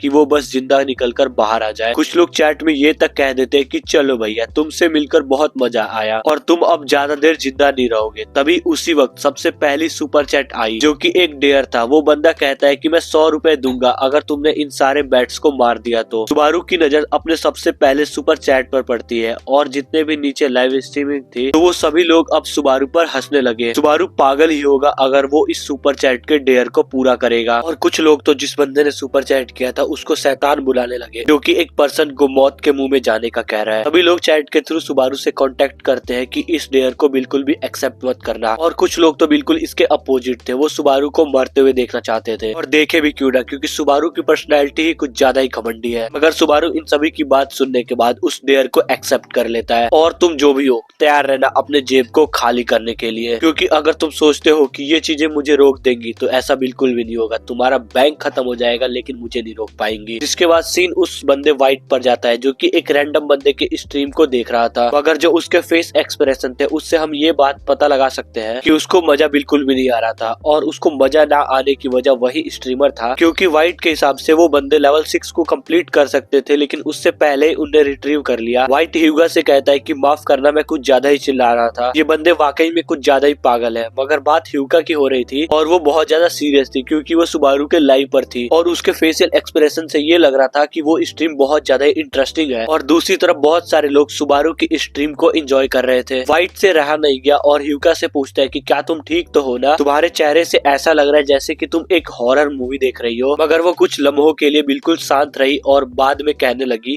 ये बिल्कुल ऐसा नहीं हो सकता। वाइट को ऐसा लगा कि वो उसकी गैम्बलिंग की आदतों को बर्दाश्त नहीं कर पा रही और वो उससे कहने लगा मैं कोई गैम्बलिंग नहीं कर रहा, मैं बस एक लाइव स्ट्रीम को देख रहा हूँ, होपफुली तुम समझ सकती हो, और वैसे भी मैंने तुम्हारे पैसे बिल्कुल भी इस्तेमाल नहीं करे, तो सॉरी। और तुम्हें इतना घबराने का कोई टेंशन नहीं लेना, मैं आज से ही गैम्बलिंग को छोड़ रहा हूँ और आज के बाद अगर तुमने मुझे गैम्बलिंग करते हुए पकड़ा तो मैं खुद लाइव स्ट्रीम करके नंगा रहूंगा। मगर उसकी कंसर्न की वजह वाइट की गैम्बलिंग नहीं थी बल्कि कुछ और थी, और वो और कुछ नहीं था बल्कि सुबारू था। वाइट को विश्वास नहीं होता कि ये अभी तक उस नारागामो सुबारू का लाइव स्ट्रीम देख रही है। वो कहता है कि क्या उस बंदे की लाइव स्ट्रीम इतनी ज्यादा इंटरेस्टिंग है कि तुम उसकी लाइव स्ट्रीम अभी तक देख रही हो? अगर जब वाइट भी उसकी लाइव स्ट्रीम को देखता है तो उसके तोते उड़ जाते हैं। उसके भी एक्सप्रेशन बिल्कुल ह्यूगा की तरह हो गया और वो कहने लगा धत तेरी की, मैं एक इंसान को देख रहा हूँ या फिर एक किलिंग मशीन को। वाइट चिल्लाकर बोलता है कि आखिर सुबारू अकेले ये सब कैसे कर पा रहा है। और बस वो दो नहीं जितने भी चैट में लोग थे उन लोगों का भी ये फर्स्ट टाइम था कि वो किसी ऐसे बंदे को देख रहे हैं जिसकी मूवमेंट भी वो अच्छी तरीके से देख नहीं पा रहे, और वो बंदा अकेला ही उन सभी बैट्स की खटिया खड़ी कर रहा है। इसी बीच हमारी कहानी प्रेजेंट से यूटर्न लेके पास्ट में चली जाती है, जहाँ हम पास्ट के सुबारू को और आसागिरी सीयू को देखते हैं। सुबारू जो ट्रेनिंग कर रहा था उसके पीछे सीयू आके कहने लगा सुबारू तुम बहुत ज्यादा कमाल के हो, क्योंकि तुम अपनी स्वॉर्ड को इतनी तेजी से घुमाते हो और तुम्हारी जो ब्रीदिंग होती है वो बहुत ज्यादा स्टेबल होती है और तुम बिल्कुल भी डिस्ट्रैक्ट नहीं होते। इसी कंसंट्रेशन की वजह से आज तुम देखो टॉप पर हो, मगर तुम्हारी स्वॉर्ड एंगल में बस थोड़ा सा बदलाव लाना होगा। तो सुबारू कहता है कि स्वॉर्ड एंगल, आखिर ये किस भला की नाम है? तो सीयू कहने लगा कि वाकई में तुम्हें नहीं पता कि एक स्वॉर्ड एंगल क्या होता है? तुम मेरे को बिल्कुल भी ऐसा मत बोलना कि तुम अपने एनिमीज की 3 स्टेप देखकर मतलब कि लौंडे तुम उनका फ्यूचर पढ़ पा रहे हो, अपनी बॉडी को एडजस्ट करके उन पर हमला करते हो। कमाल हो भाई, तुम तो कुछ ज्यादा ही ओवर पावर्ड निकले। और सुबारू भी डिसएग्री नहीं करता और वो भी कहता है कि एंगल का मुझे कुछ नहीं पता, बस मैं एक प्रोडिजी हूँ। प्रोडिजी का मतलब होता है एक बंदा जो टैलेंट के साथ पैदा होता है। सीयू उससे कहता है कि तुम बहुत ज्यादा लकी हो, मगर सुबारू उससे कहता है कि एंगल नासिकला क्या इससे तुम मर सकते हो? तो सीयू कहता है आज तक तुम जिंदा कैसे हो? मुझे तो इस बात पर विश्वास नहीं आ रहा। मगर सीयू कहता है कि वो जो भी कर पा रहा है उसको बिल्कुल भी समझ नहीं आ रहा, हालांकि उसके पास बहुत ज्यादा ज्ञान है, लेकिन वो सुबारू से कहता है कि बस वो ऐसा ही करता रहे। फिर सीन प्रेजेंट में आता है तो सुबारू कहता है कि मेरे फाइटिंग पैटर्न को सीयू नहीं समझ पाए तो ये लोग क्या समझेंगे? मेरी आंखें चील की निगाहें है, मेरा स्ट्रेंथ है प्रैक्टिस और बिल्कुल भी डिस्ट्रैक्ट ना होना और फोकस रहना, यही चीजें मुझे सबसे अलग बनाती है। और वो अपने ज्ञान को चैट के साथ भी शेयर करता है। जब तुम वन आई बैट के साथ लड़ रहे होते हैं तो उनकी आंखों को टारगेट मत करो और तुम्हें अटैक करने की भी बिल्कुल भी जरूरत नहीं है, क्योंकि उनका नेचर ही ऐसा है। तो वो सबसे पहले तुम पर अटैक करने के लिए आएंगे और वो तुम्हारे सिर को सबसे पहले टारगेट करेंगे। तो इस बात का मतलब है कि वो जितने ज्यादा होंगे उतना ही उनको मारना आसान होगा। और कहता है कि जैसा मैं करके तुम्हें दिखाता हूँ, और एक ही स्लैश में वो 3 आई बैट को एक ही स्लैश में मार देता है। और चैट में जितने भी लोग थे उन लोगों को बिल्कुल भी घंटा समझ नहीं आ रहा था, और ये बात सुबारू को पता था, क्योंकि स्वॉर्ड मास्टर सीयू भी उसके पैटर्न को समझ नहीं पाया। तो ये लोग क्या ही समझ पाएंगे। और जो चैट है वो इंसिस्ट करने लगी कि क्या सुबारू अपने प्रैक्टिस को भी लाइव स्ट्रीम कर सकता है? तो सुबारू कहता है कि उसके पास इतना टाइम नहीं है, मगर वो उन सभी से माफी मांगता है क्योंकि एक्सप्लेनेशन उसकी टैलेंट नहीं है, मतलब कि वो अच्छे से समझा नहीं पाता। ह्यूका सुबारू से कहती है कि अपना क्रेडिट एक्सेप्ट कर लो जो कि इनबॉक्स में पड़ा होगा। सुबारू लगभग उसके बारे में भूल ही गया था और वो कहता है कि हाँ शुक्रिया तुम्हारा याद दिलाने के लिए। मगर जब वो टैब खोलता है तो वो एकदम से हैंग हो जाता है। स्ट्रीम में सभी लोग पूछने लगते हैं कि क्या ये लैग हो रहा है क्या, या फिर इसका इंटरनेट ही चला गया। तो कुछ सेकंड में वो बात करने लगा और कहता है कि मैं इसे कहां से एक्सेप्ट करूं। तो वो सारे चैट में लोग उसका मजाक उड़ाने लगे कि ये बंदा तो कमाल का है, लेकिन टेक्नोलॉजी में ये अब भी 90s में बैठा हुआ है। वो सुबारू को गाइड करते हैं और वो उनको फॉलो करते करते अपने क्रेडिट्स को क्लेम कर लेता है। सुबारू हेल्प के बदले उनको थैंक यू बोलता है और अब लाइव पर 20 बंदे हो चुके थे। सारे लोग पूछते हैं कि क्या सुबारू अब रुकने वाला है, लेकिन सुबारू में अभी भी स्टेमिना होता है। वो कहता है कि बस अब लास्ट वन पुश, उसके बाद वो लाइव को बंद कर देगा। और अगला जब सीन ह्यूका और व्हाइट पर आता है तो ह्यूका तो कंपनी में बहुत जोर से चिल्ला रही थी। व्हाइट तो अपने कान को बंद कर देता है, क्योंकि उसके हिसाब से जब औरतें चीखती हैं तो ऐसा लगता है जैसे कि कोई AK-47 से गोलियां चला रहा हो। ह्यूका सुबारू को इनक्रेडिबल कहती है क्योंकि वो बहुत ज्यादा क्रेजी तरीके से लड़ा। व्हाइट कहता है कि वो क्रेजी नहीं है, यहाँ पर तो तुम क्रेजी हो। ह्यूका कहती है कि उसके रिएक्शन वैलिड है, क्योंकि तुम भी जानते हो और मैं भी जानती हूँ कि इस तरीके का क्रेजी लाइव स्ट्रीम हमने बहुत लंबे समय से नहीं देखा, और इस तरीके का स्ट्रीमर भी बहुत लंबे समय से नहीं देखा गया। व्हाइट कहता है कि तुम उसकी इतनी ज्यादा तारीफें क्यों कर रही है, वो तो जस्ट फ्लोर 2 पर है। लेकिन ह्यूका और भी ज्यादा चिल्लाने लगते हैं, जिसकी बातों को सुनकर व्हाइट बोलता है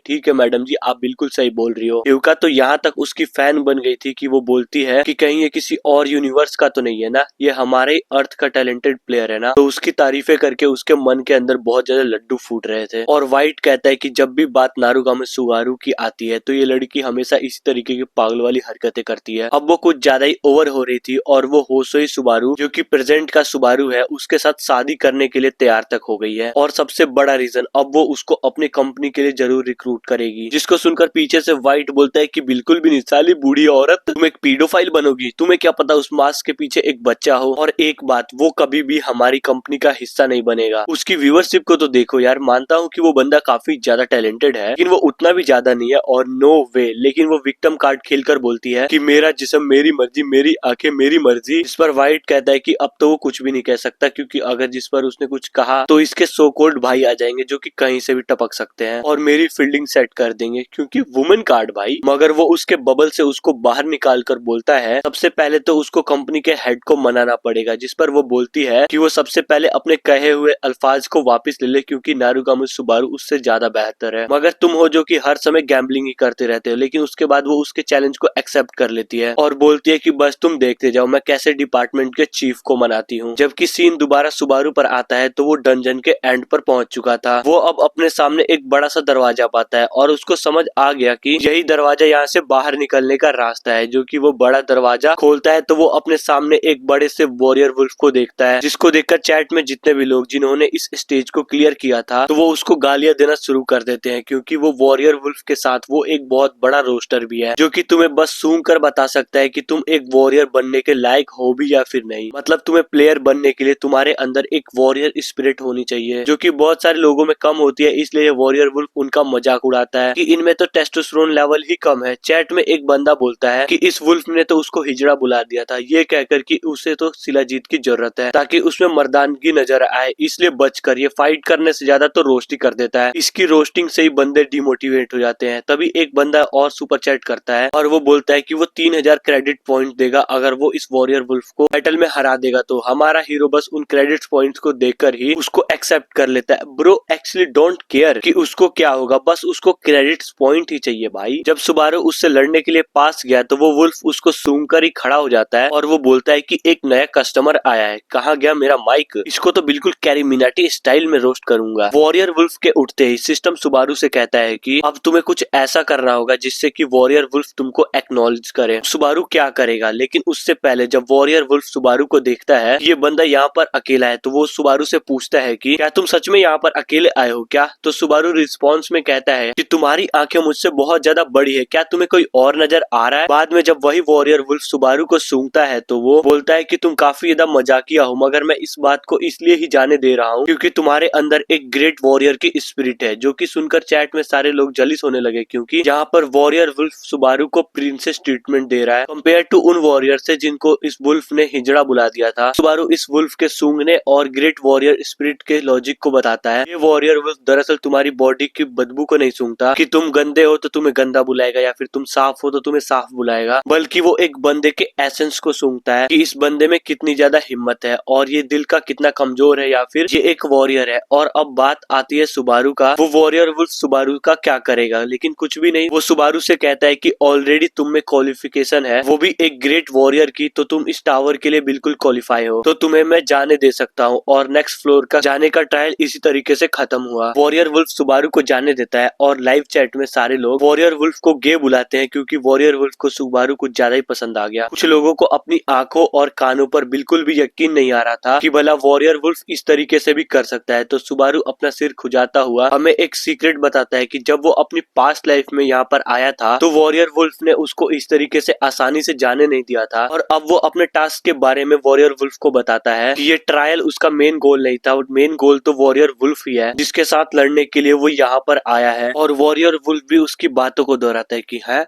आखिर तुम मेरे लिए यहाँ पर क्यों आए हो। सुबारू बिल्कुल भी नहीं हिचकिचाता और बोलता है कि किसी ने तो उसको कमीशन देने का वादा किया है कि अगर वो वॉरियर वुल्फ को हरा देता है तो उसको 3000 क्रेडिट पॉइंट मिलेंगे, जिसके लिए वॉरियर वुल्फ भी सहमत है। और वो कहने लगा कि अब जबकि सुबारू ने इरादा कर ही लिया है तो अब कुछ भी नहीं हो सकता, अब चलो जैसा तुम चाहते हो वैसा ही करते हैं। और जैसा कि मुझे एक ग्रेट वॉरियर से उम्मीद थी, वो बैटल से बिल्कुल भी नहीं भागता। जिसके बाद अगला सीन अजूरे कंपनी पर आता है। व्हाइट और ह्यू का कंपनी के हेड के सामने खड़े होते हैं और वो लोग सुबारू को लेकर ही बात कर रहे होते हैं। कंपनी का हेड इतना भी खड़ूस नहीं होता, उसकी एक फ्रेंडली वाइफ होती है, इसलिए वो ह्यूका की बात सुनने के लिए राजी होता है। मगर वो पूछने लगा कि चलो ये बताओ उसके व्यूअर्स कितने हैं, जिस पर व्हाइट कंपनी हेड जोन से कहता है कि टोटल 20 बंदे होंगे। मगर ह्यूका कहती है कि झूठ मत बोलो, उसके टोटल 30 है। और ये कहते हुए वो कुछ ज्यादा ही मुस्कुरा रही थी, जैसे कि वो स्ट्रीमिंग के वर्ल्ड में कुछ ज्यादा ही बड़ा नंबर हो। व्हाइट भी अपने मनी मन सोच रहा होता है कि इससे ज्यादा बड़ा मैंने बेवकूफ अपने पूरी लाइफ में नहीं देखा। अजूरे कंपनी का हेड कहता है कि तुम दोनों यहाँ पर कोई प्रैंक करने के लिए तो नहीं आए ना, क्योंकि एक 20 बोल रहा है और एक 30। तुम दोनों को ये रियलाइज कर लेना चाहिए कि ये बहुत कम नंबर है। और हमें आखिरकार व्हाइट का नाम पता चलता है जिसका नाम हारू होता है। और कंपनी हेड दरअसल हारू और ह्यूका को एक टास्क दिया था। दरअसल उन दोनों को एक अच्छा सा कैंडिडेट ढूंढना था जो कि उनके कंपनी के सेल्स को स्काई रॉकेट कर सके। ह्यूका को तो ज्यादा कोई दिक्कत नहीं थी, लेकिन जो व्हाइट था उसको बहुत ज्यादा गैम्बलिंग की लत थी, इसलिए वो उसमें बहुत ज्यादा पैसा खर्च करता था। तो उसकी इस आदत को सुधारने के लिए मैनेजर ने हारू और ह्यूका को एक टीम में रख दिया। मगर वो दोनों बहुत दिनों के बाद एक ऐसे बंदे को उसके सामने पेश कर रहे हैं जिसको टोटल 20 से 30 बंदे देखते हैं। तो ह्यूका मैनेजर से कहती है 20-30 नहीं, उसको पूरे 30 बंदे देखते हैं, आप उसके व्यूअर्स को डाउन मत कीजिए। जिसको सुनकर मैनेजर को बहुत ज्यादा गुस्सा आया और वो बोलता है कि इससे कोई फर्क नहीं पड़ता कि उसके 20 हो या 30 हो, स्टिल ये बहुत कम है। मैनेजर फ्रस्ट्रेट होकर ह्यूका से कहता है कि वो खुद लाइव स्ट्रीमिंग क्यों नहीं शुरू कर देती, उसके पास टैलेंट प्रेसिडेंट है वो लड़की है उसको लोग बहुत जल्दी बहुत ज्यादा पसंद करने लगेंगे और उसकी फैन फॉलोइंग भी बन जाएगी। तभी वो अपने मैनेजर की बात को बीच में काट कर बोलती है, चीफ मेरी बात सुनिए। व्हाइट को तो ये एक बहुत बड़ा बुरा सपना लग रहा था क्योंकि हियुका इतनी ज्यादा प्रेसिडेंट है कि वो मैनेजर की बात को भी बीच में रोककर अपनी बात सुनाने लगी।